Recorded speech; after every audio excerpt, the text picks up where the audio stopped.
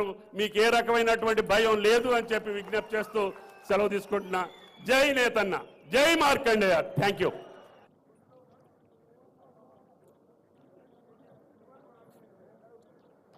మిత్రులారా, తెలంగాణ రాష్ట్ర ప్రభుత్వం హ్యాండ్లూమ్ టెక్నాలజీ డిపార్ట్మెంట్ ఆధ్వర్యంలో మంత్రివర్యులు పెద్దలు శ్రీ తుమ్మల నాగేశ్వరరావు గారి నేతృత్వంలో ప్రిన్సిపల్ సెక్రటరీ శైలజ రామయ్య గారు ఈనాటి ఈ కార్యక్రమాన్ని ఏర్పాటు చేసి ఇందులో ప్రధానంగా Indian institute of handloom technology కళాశాలను ప్రారంభించి అదేవిధంగా నేతలకు రావాల్సిన బకాయిలు కానీ నిధులను కానీ రాష్ట్ర ప్రభుత్వం నుంచి విడుదల చేయించాలని ఈ కార్యక్రమాన్ని ఏర్పాటు చేసి ఈ కార్యక్రమంలో నాంపల్లి శాసనసభ్యులు మాజిద్ హుసేన్ గారు, అదేవిధంగా mineral development corporation chairperson Eravathi Anil గారు, హైదరాబాదు నగర మేయర్ గద్వాల విజయలక్ష్మి గారు, వరంగల్ నగర మేయర్ శ్రీమతి గుండు సుధారాణి గారు, చాలామంది నేతన్నలు, వారికి సంబంధించిన నాయకులు, 33 జిల్లాల నుంచి తరలి వచ్చిన చేనేత కార్మికులు, నేతన్నలు అందరికీ కూడా తెలంగాణ రాష్ట్ర ప్రభుత్వం తరఫున మనస్ఫూర్తిగా ఆహ్వానం పలుకుతున్నాను. మా మంత్రి గారిని, మా ప్రిన్సిపల్ సెక్రటరీ గారిని మనస్ఫూర్తిగా అభినందిస్తున్నా. వేలాది మంది నేతన్నలను కలుసుకునే ఒక మంచి కార్యక్రమాన్ని లలిత కళా తోరణంలో ఏర్పాటు చేసి ఈ సంతోషమైన సమయంలో మీ అందరినీ కలిసి ఇండియన్ ఇన్స్టిట్యూట్ ఆఫ్ హ్యాండ్లూమ్ టెక్నాలజీని ప్రారంభించుకోవడం నాకు చాలా సంతోషకరమైన వార్త. Indian institute of handloom technology ఈరోజు మన విద్యార్థులు చేరాలి అంటే ఆంధ్రప్రదేశ్ నెల్లూరుకైనా వెళ్ళాలి, లేదా ఒడిశా రాష్ట్రానికైనా పోవాలి. ఈరోజు మన రాష్ట్రంలో, మన నగరంలో, మన హైదరాబాదులో, మన తెలంగాణలో ఉండాల్సిన ఇన్స్టిట్యూట్ అనుమతి ఇవ్వాల్సిన కేంద్ర ప్రభుత్వం 10 సంవత్సరాలైన చర్యలు చేపట్టకపోవడంతో తెలంగాణ రాష్ట్ర ముఖ్యమంత్రిగా బాధ్యతలు చేపట్టిన తర్వాత నేతన్నల జీవన గతులు, వాళ్ళ స్థితిగతులను తెలుసుకోవాలన్న ఆలోచనతోటి సమీక్షా సమావేశాన్ని ఏర్పాటు చేస్తే ఈ అంశం నా దృష్టికి రావడం జరిగింది. తక్షణమే నేను ఉప ముఖ్యమంత్రి బట్టి విక్రమార్క గారు ఢిల్లీకి వెళ్ళి మోడీని కలిసి విజ్ఞప్తి చేసి ఆ తర్వాత కేంద్ర మంత్రివర్యులు పీయూష్ గోయల్ గారిని కలిసి ఈనాడు మా రాష్ట్రంలో ఇండియన్ ఇన్స్టిట్యూట్ ఆఫ్ హ్యాండ్లూమ్ టెక్నాలజీలో చేరాలి అనుకుంటే సుదూర ప్రాంతమైన ఆంధ్రప్రదేశ్ నెల్లూరుకు వెళ్ళాలి, లేదా ఒడిశా రాష్ట్రానికి వెళ్ళాలి. మా రాష్ట్రానికి ఒక ప్రత్యేకమైన ఇన్స్టిట్యూట్ ఉండి తీరవలసిందే అని చెప్పి కేంద్ర మంత్రి పీయూష్ గోయల్ గారి దృష్టికి తీసుకెళ్లడం జరిగింది.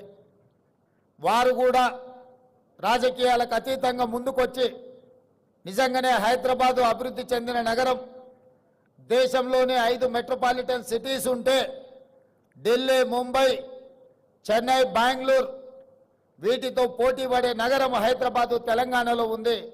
తెలంగాణలో ఐఐఎస్టీ ఉండాల్సిందే, మంజూరు చేస్తున్నామని చెప్పి వారు తక్షణమే మంజూరు చేసి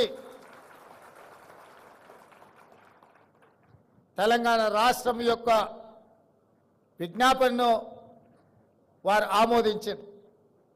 ఎంబడే నేను అధికారులను పిలిచి మంత్రి గారిని కోరి ఈ సంవత్సరమే వాళ్ళ సమయం వృధా కాకూడదు, పిల్లలను ఈ సంవత్సరంలోనే వాళ్ళని చేర్పించుకోవాలి. ఎక్కడ ఏర్పాటు చేద్దాం కాలేజీ అని అంటే, కాలేజీ బంగ్లాలు ఇప్పటికిప్పుడు అంటే కష్టం కదా అంటే, నాంపల్లిలో ఉన్న తెలుగు అకాడమీ ఇక్కడ భవనం ఉన్నది అంటే ఎంబడే అక్కడ ఏర్పాటు చేసి మంచి కార్యక్రమాన్ని ఈ సంవత్సరమే మొదలు పెట్టండి అని చెప్పి వారికి ఆదేశాలు ఇవ్వడం జరిగింది.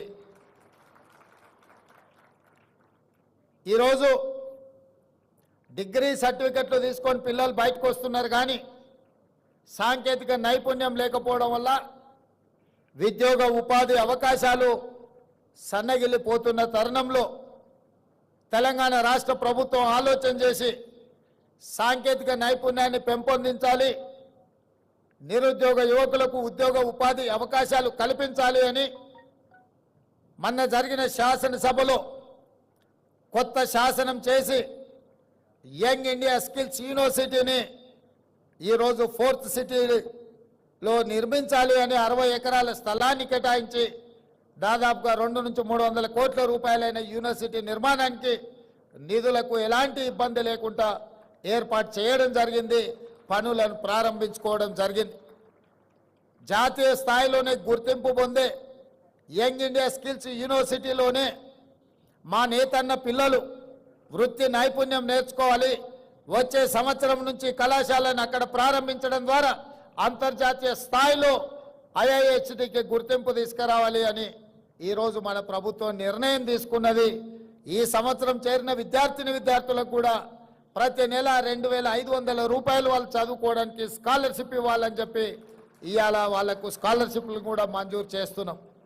ఎందుకంటే తల్లిదండ్రులు రెక్కాడితే కానీ డొక్కాడని పరిస్థితి, ముఖ్యంగా మా నేతన్నలు ఎంత సంపాదించినా కుటుంబం గడవడానికే కష్టమైన రోజుల్లో పిల్లల చదువులకు ఎంతో కొంత తోడుగా ఉండాలి అని చెప్పి ప్రతి నెల వాళ్ళకి స్టైఫండ్ 2500 ఇవ్వాలి, చిన్న ఖర్చులకైనా వాళ్ళకు సాయం అవుతుందని, వేడి నీళ్ళకి చన్నీళ్ళు తోడైనట్టుగా ఉంటుంది అని చెప్పి ఈరోజు ఆ విధమైన నిర్ణయం తీసుకోవడం జరిగింది. అదేవిధంగా మీకు సంబంధించిన నిధులు కూడా 290 కోట్ల రూపాయలు ఇవాళ నేతన్న కార్మికులకు ఈరోజు ఇక్కడ మీ అందరి సమక్షంలో ఆ చెక్కు ఇవ్వడం ద్వారా ఈ సంతోషంలో మీతో భాగస్వామ్యం కావాలి అని రాష్ట్ర ప్రభుత్వం నిర్ణయం తీసుకోవడం జరిగింది. ఇదే కాదు, నేను ఎక్కువ రాజకీయాల జోలికి పోను. మా మిత్రుడు అనిల్, ఇతరులు శ్రీనివాస్ మాట్లాడారు. గతంలో ఆర్భాటం ఉండేది, ఆర్భాటమైన ప్రచారాలు ఉండేవి. దానికి సినీ తలుపు బెలుకులు కూడా ఆనాడు ప్రచారంలో ఉపయోగపడ్డాయి. కానీ చేనేత కార్మికుల యొక్క జీవన విధానంలో మార్పు రాలేదు, వాళ్ళ ఆత్మహత్యలు ఆగలేదు, వాళ్ళు ఆత్మ గౌరవంతో బ్రతికే పరిస్థితి కనిపించలేదు. అందుకే ఈ ప్రభుత్వం ఆలోచన చేసి ఆనాడు బతుకమ్మ చీరలు సిరిసిల్లకి ఇచ్చిన చీరలు ఇచ్చిండు, కానీ నేసిన ఆ కార్మికులకు నిధులు విడుదల చేయలే. ఆయన బకాయి పెట్టిన సిరిసిల్ల నేతన్నల బకాయిలు కూడా తుమ్మల నాగేశ్వరరావు గారు మంత్రి అయినాక వారు నా దృష్టికి తీసుకొస్తే నేను ఆ నిధులను విడుదల చేసి రాజకీయాలకు అతీతంగా సిరిసిల్లలో ఉన్న కార్మికులను కూడా ఆదుకోవడానికి కోట్ల రూపాయల నిధులను విడుదల చేయడం జరిగింది. మా ప్రిన్సిపల్ సెక్రటరీ గారు హ్యాండ్లూమ్, అదేవిధంగా పవర్ లూమ్స్ మనం ఆదుకోవాలి, పనులు ఇవ్వాలి. ఒకవేళ బతుకమ్మ చీరలు ఆగిపోతే కొంతమందికి నష్టం జరుగుతుందని వారు నా దృష్టికి తీసుకురావడం జరిగింది. బతుకమ్మ చీరలు కట్టుకునేంత క్వాలిటీ కానీ దాని మీద పెట్టాల్సినంత పెట్టుబడి పెట్టలేదు. అందుకే ఈరోజు నేను మా మంత్రి అధికారి గారు చెప్తే నేను ఒకే మాట చెప్పిన, ఈరోజు స్వయం సహాయక సంఘాలు, మా మహిళలు సెల్ఫ్ హెల్ప్ గ్రూప్స్ కింద 63 లక్షల మంది సభ్యులు ఈరోజు తెలంగాణ రాష్ట్రంలో ఉన్నారు. ఈ 63 లక్షల మంది సభ్యులకు ఒక్క మంచి డిజైన్తో ప్రతి ఆడబిడ్డకు 2 చీరలు ఇస్తే 1,30 లక్షల చీరలు మనము ఆర్డర్ ఇవ్వచ్చు. మంచి డిజైన్లతోని మంచి క్వాలిటీతో ముందుకు రమ్మని మా అధికారులకు సూచన చేసినాం. తొందరలోనే స్వయం సహాయక మహిళా గ్రూపుల్లో ఉండే ప్రతి మహిళకు సంవత్సరానికి 2 చీరలు ఇవ్వాలి అన్న ఆలోచన ఈరోజు రాష్ట్ర ప్రభుత్వము మీ అభిమానంతో ఈరోజు ఆ నిర్ణయం తీసుకోవడం జరిగింది. అదేవిధంగా సంఘాలలో ఎన్నికలుంటే నాయకులు తయారవుతారని మా మిత్రులు చెప్పిండ్రు. నేను కూడా బలంగా విశ్వసిస్తాను. ఏ సంఘాలైనా సంఘాల నుంచి వచ్చిన వాళ్ళు సంఘాల నుంచి ఎదిగి ప్రజాప్రతినిధులుగా మారి ప్రభుత్వంలో భాగస్వాములు అయినప్పుడు తప్పకుండా జాతి యొక్క సమస్యల్ని పరిష్కరించడానికి చట్ట సభలలో ప్రభుత్వంలో ప్రాతినిధ్యం వహిస్తారు. కాబట్టి ఖచ్చితంగా ఈ ఎన్నికలకు సంబంధించి సమీక్ష చేసి ఎంబడే ఎన్నికలు నిర్వహించడానికి అవసరమైన ప్రణాళికలను రూపొందించమని వేదిక మీద నుంచి మా మంత్రి గారికి చీఫ్ సెక్రటరీ గారికి నేను ఆదేశాలు ఇస్తున్నా. తక్షణమే ఆ కార్యాచరణను చేపట్టవలసిందిగా వారికి సూచన చేస్తున్నా. అదేవిధంగా రుణమాఫీ, రైతులకు రుణమాఫీ చేసిండ్రు, 30,000 కోట్ల రూపాయలు చేసిండ్రు. మరి 30 కోట్లున్న మా చేనేత కార్మికులకు చెయ్యండి అని ఈ వేదిక మీద నుంచే విజ్ఞప్తి రావడం జరిగింది. నిజంగానే 30 కోట్లుంటే ఒక్క కలంపోటుతోని 30 కోట్ల రూపాయలు మీ రుణాన్ని మాఫీ చేసే బాధ్యత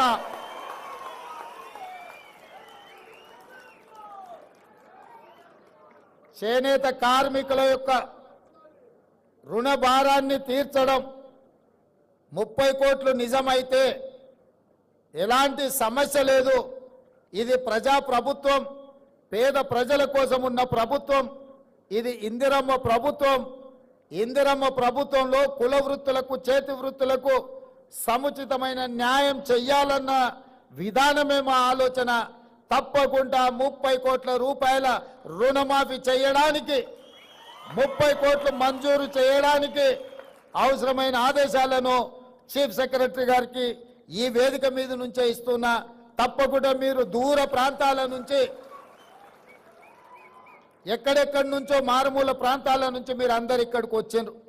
ఇంత దూరం వచ్చి మీరందరూ కలిసి ఈ సంతోషంలో భాగస్వాములైన మీరు ఇంటికి వెళ్ళి సంతోషంగా మీ కుటుంబ సభ్యులతోటి కడుపు నిండా బువ్వ తినాలి అనంటే ఒక మంచి వార్త మీరు మోసుకొని మళ్ళా మీ ఊరికి వెళ్ళాలి. ముఖ్యంగా తుమ్మల నాగేశ్వరరావు గారు చెప్పినట్టు రైతులకు పట్టెడు అన్నం పెడితే ఆ రైతులను ఆత్మగౌరవంతో బ్రతకడానికి నేతన్న నేయడం వల్లనే ఈరోజు సమాజంలో మనం అందరం కూడా గౌరవంగా బ్రతుకుతున్నాం. రైతన్న ఎంత ముఖ్యమో నేతన్న కూడా మాకు అంతే ముఖ్యం.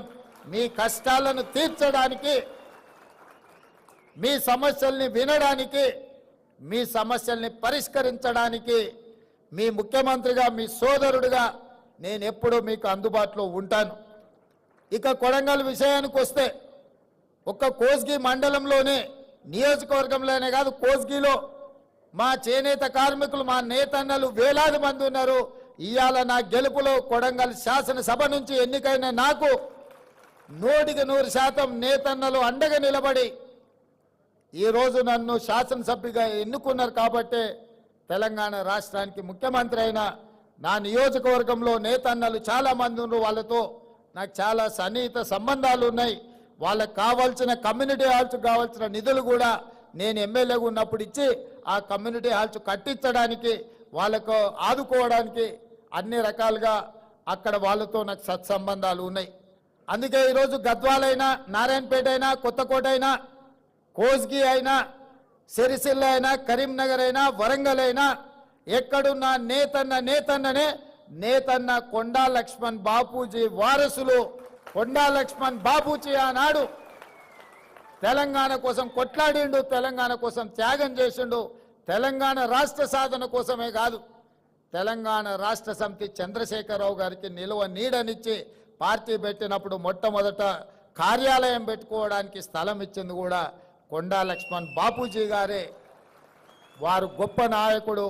వారు లేకపోవడం విషాదకరం. తెలంగాణ రాష్ట్రం వచ్చినప్పుడు వారు 69లో తెలంగాణ రాష్ట్రం వచ్చే వరకు నేను పదవులను చేపట్టను అని ఆనాడు ఎమ్మెల్యేగా మంత్రిగా రాజీనామా చేసిన గొప్ప పదవీ త్యాగం అంటే కొండా లక్ష్మణ్ బాపూజీ గారు చేసింది. రాజీనామాలు చేయడం, ఎలక్షన్ తేవడం, సెలక్షన్ చేయడం, కలెక్షన్ చేసుకోవడం త్యాగం అని చెప్తుంటారు కొంతమంది. మీ ఎలక్షన్, సెలక్షన్, కలెక్షన్ 2001 నుంచి 2014 వరకు ఎన్నోసార్లు తెలంగాణ ప్రజలు చూశారు. ఏమి లేనోళ్ళు, రబ్బర్ చెప్పులు లేనోళ్ళు, టీవీలు వచ్చినాయి, పేపర్లు వచ్చినాయి, ఫామ్ హౌస్లు వచ్చినాయి, బంగళాలు వచ్చినాయి, జూబ్లీస్లో ప్యాలెస్లు వచ్చినాయి, గజ్వెల్లో వందలాది ఎకరాల ఫామ్ హౌస్లు వచ్చినాయి. మరి త్యాగాలు చేస్తే కొండా లక్ష్మణ్ బాపూజీ గారి లాగా లేకుండా మీరెందుకు ఇట్లా వేలాది కోట్ల రూపాయల ఆస్తులు వచ్చినాయో, మీ త్యాగానికి కొండా లక్ష్మణ్ గారి త్యాగానికి ఉన్న తేడా ఈరోజు తెలంగాణ సమాజం గమనించాలి. త్యాగానికి మారు పేరు, పదవిని తృణపాయంగా తెలంగాణ రాష్ట్రం కోసం త్యాగం చేసింది కొండా లక్ష్మణ్ గారు. పదవులను అడ్డం పెట్టుకొని ఎన్నికలు, ఉప ఎన్నికలు తీసుకొచ్చి ఎన్నికల్లో సెలక్షన్స్, కలెక్షన్స్ చేసుకొని బాగుపడ్డోళ్ళు ఎవరో తెలంగాణ సమాజం నిశ్చితంగా గమనిస్తూనే ఉంది. కాబట్టి త్యాగం అనే పదం మీకు సూట్ అవ్వదు. త్యాగం అంటే కొండా లక్ష్మణ్ గారు. కొండా లక్ష్మణ్ గారిని తెలంగాణ సమాజం ఎప్పటికీ గుర్తుపెట్టుకుంటుంది. తప్పకుండా వారి యొక్క గౌరవాన్ని పెంచే విధంగా తెలంగాణ రాష్ట్రంలో నిర్ణయాలు ఉంటాయి. ఈ ఇండియన్ ఇన్స్టిట్యూట్ ఆఫ్ హ్యాండ్లూమ్ టెక్నాలజీకి కొండా లక్ష్మణ్ బాపూజీ గారి పేరు పెట్టుకుందామని చెప్పి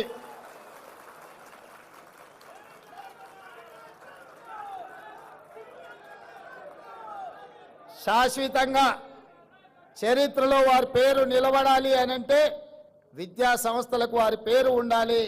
ఈరోజు నేతన్న పిల్లలు కానీ ఈ వృత్తిని నేర్చుకోవాల్సిన ఇన్స్టిట్యూట్కి కొండా లక్ష్మణ్ బాపూజీ గారి పేరు సముచితమని నేను భావిస్తున్నా.